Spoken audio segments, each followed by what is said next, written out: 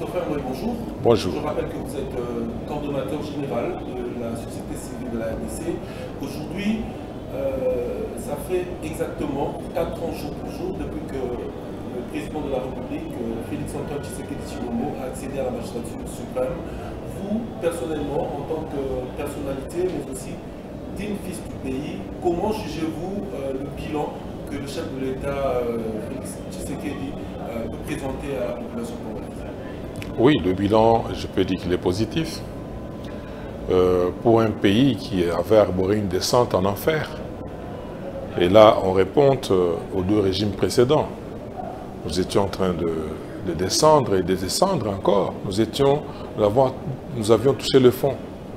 Mais aujourd'hui, M. Félix Tshisekedi est en train de redorer le blason de la RDC au niveau international et puis au niveau de la souveraineté.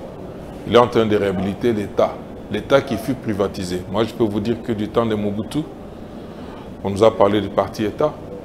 Donc l'État était un bien privé. L'État congolais était devenu un bien privé.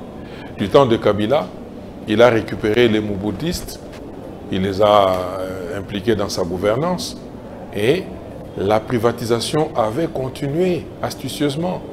Imaginez qu'il y a des gens qui disposaient du trésor public comme leur poche. On a vécu ça. Et aujourd'hui, tout cela est terminé. On a, en termes de direction, nous sommes dans une nouvelle orientation qui nous éloigne de ce genre de pratiques ou de situations.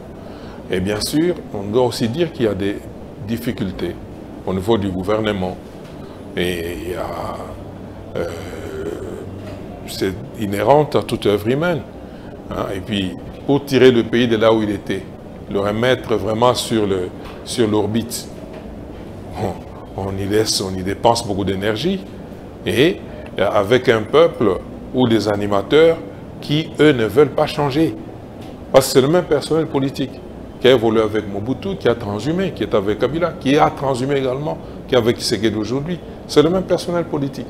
Et il est tout à fait normal qu'il y ait des atermoiements qui ne sont pas du fait de lui, en tant que président de la République, qui insuffle, qui donne l'impulsion, mais on sent qu'il donne l'impulsion, il donne des bonnes orientations, mais au niveau de l'exécution, il y a des atermoiements. Et ces atermoiements, nous les attribuons au fait que c'est le même personnel politique. Et il faudrait arriver à le changer. Changer le personnel politique ou renouveler la classe politique, c'est une tâche qui ne lui incombe pas qu'à lui seul. Et c'est pourquoi nous disons le peuple qui est le souverain primaire, le peuple qui est représenté par ses acteurs politiques dans les institutions, de l'État, qui matérialise l'existence de l'État, l'État qui est un bien à nous tous, et ce peuple-là qu'on appelle souverain primaire, parce que c'est lui qui détient la première souveraineté. Alors, il faudrait qu'il prenne conscience qu'il lui incombe maintenant de renouveler la classe politique. Il va renouveler comment? Bon, je prends juste un exemple. Aujourd'hui, la gouvernance exclusivement partisane accuse des faiblesses.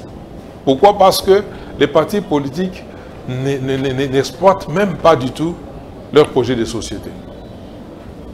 C'est seulement dans les statuts, et tout le reste, ils mettent ça de côté. Quand il faut gérer, ils gèrent sans s'appuyer sur le projet de société. Ce qui fait que lorsqu'on parle de partis politiques, on ne sait pas qui est de quel bord. C'est un ensemble qui ne se définit pas. Et maintenant là, nous savons qu'il y a des personnalités qui restaient d'une compétence à toute épreuve dans la population, dans la société. Et qu'il faut amener maintenant des institutions de l'État. Il faut contourner certaines limites. Et moi, je peux dire que la première difficulté qui comprenait ou qui était la première contrainte qui était dans la loi électorale pour nous, société civile, était que les indépendants étaient discriminés. Pourquoi? Parce qu'on prenait leur voix, on les confrontait aux listes des partis politiques. Et suite à la pression que nous avions exercée au niveau de la CENI, Dieu merci, ils ont pris cela en considération. Et dans l'actuelle loi, elle est souple. C'est-à-dire, quand vous êtes indépendant, on prend toutes les voix de tous les compétiteurs.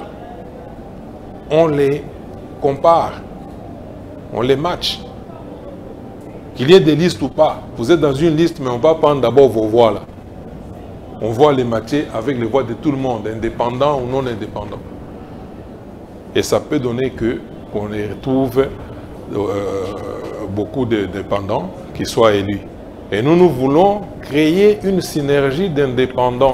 C'est-à-dire toutes ces personnalités-là qui sont intelligents, qui ont de la compétence, qu'ils puissent, tous ces acteurs-là, qu'ils puissent, on crée un réseau qui nous permettra de nous organiser en termes de campagne à battre, de manière à ce qu'on apporte une nouvelle classe dans les institutions. Une nouvelle classe dans les institutions. Voilà, autre sujet d'actualité, c'est l'agression rwandaise. D'aucuns parlent même d'une provocation de plus. Vous avez appris sans nul doute, il y a 2 jours passés, un avion de chasse congolais a été touché par un missile largué par le Rwanda. Vous, personnellement, que vous inspire cet acte de provocation orchestré par le Rwanda? Bon, le Rwanda joue avec le feu. Hein. Le premier travail pour nous consistait à réduire son influence au niveau international. Et ce travail a été fait avec brio.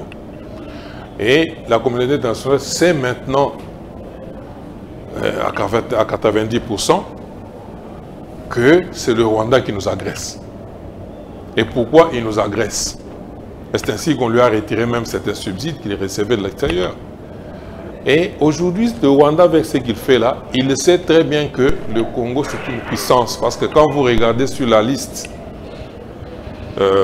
l'échelle des puissances militaires en Afrique, le Rwanda n'est même pas repris.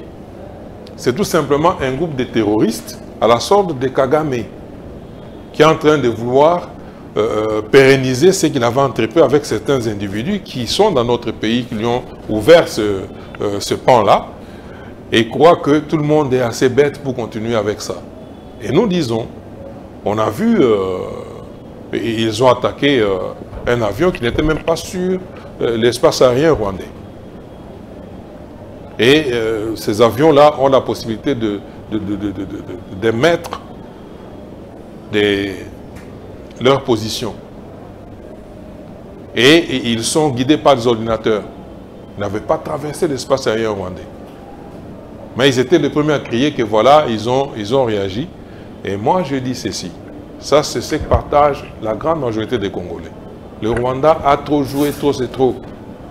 Et comme il s'active avec l'M23, l'objectif, c'est de nous amener vers une table de négociation en nous tirant par le nez, nous dire que si vous voulez rester tranquille, alors cédez-nous les Kivu, comme ça, on va vous laisser tranquille. Et ça, niet. C'est ça le sens de la négociation. On ne le fera plus. Et maintenant, là, ils doivent partir parce qu'il y a eu des résolutions du dialogue de Nairobi, du dialogue de Luanda. Ils doivent le respecter. S'ils ne le respectent pas et qu'ils essayent de mettre leurs pieds à Goma, là, le peuple congolais doit se sentir dans l'obligation d'aller occuper le Rwanda. Il y a aussi de belles maisons là-bas. Il y a aussi de bonnes choses là-bas. Et nous allons entrer là-bas, nous allons occuper. Parce que du point de vue de la superficie, le Rwanda, c'est un petit pays qui a la même superficie parce que c'est une de nos provinces. Et nous pouvons occuper. Et du point de vue militaire, ils n'ont aucune chance parce que c'est un petit territoire qu'on peut bombarder pendant toute une journée puis on a terminé. Oui. Et la communauté internationale est témoin de ce qui se passe. Est témoin de ce qui se passe. Et quand nous allons monter à l'étape supérieure, personne ne pourra plus nous condamner. Monsieur Christopher Ngoï, c'est moi qui vous remercie. Par rapport à la situation d'hier, je crois hier, il y a eu au niveau du petit marché de ma campagne.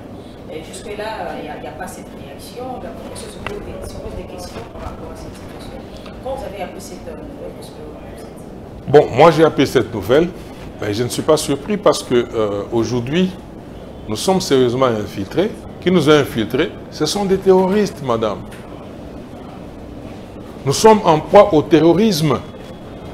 Et même dans la ville de Kinshasa, ici, si on a des explosions comme ça, à l'Est, n'en parlons pas. Il ne se passe pas une semaine sans qu'il y ait une explosion. La dernière a tué des gens dans une église. Et qui ont amené ces terroristes? c'est des gens qui vivent encore avec nous ici. Et c'est pourquoi l'autre fois j'ai parlé de la vipère au salon. Nous avons une vipère dans notre salon. Et la seule façon de maîtriser cette vipère, c'est d'abord de nous organiser, de collaborer avec